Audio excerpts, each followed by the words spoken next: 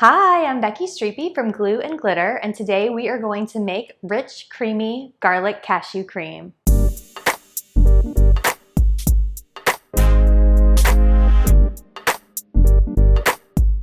This recipe is quick and easy to make, and it's a great way to add some creaminess and flavor to all kinds of vegan recipes. Let's get into it. To make your cashew cream, start by soaking your cashews in hot water. You can probably tell from the video that I am actually not using raw cashews. I know that a lot of cashew cream recipes call for raw cashews, and that's actually not necessary. Raw cashews definitely blend up more easily than roasted cashews do, but if you soak your roasted cashews in hot water for 10 to 15 minutes, they'll blend up just fine. Roasted cashews are easier to find at the grocery store, and they often are cheaper than raw cashews, so I tend to use just plain old cashews. You can even use salted ones because most of the salt will dissolve away during the soaking process. Once your cashews are done soaking, drain them and then discard that soaking water. You do not want to use that same soaking water in the cashew cream itself. Trust me, it's not good.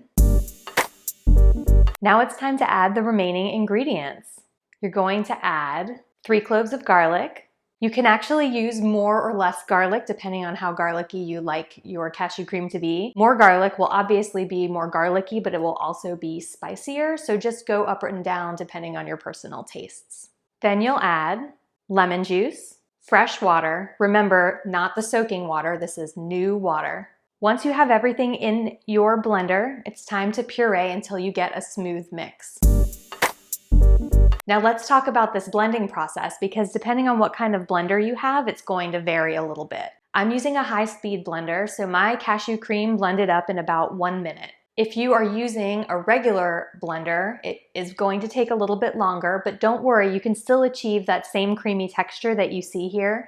It's just going to take a little bit longer to get there. Just blend in 1 minute increments and then stop to scrape down the sides, but you're also stopping to give your blender's motor a rest.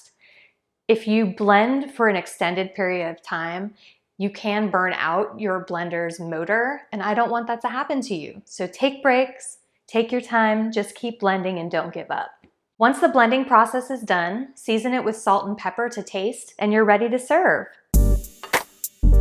Now let's talk about some fun ways that you can use this cashew cream. You can serve it straight up in a bowl with veggies to dip, just like in the video, but you have tons of other options for how you can use this. Really, anywhere that you would use mayo, sour cream, or heavy cream in a savory situation, right, because of the garlic.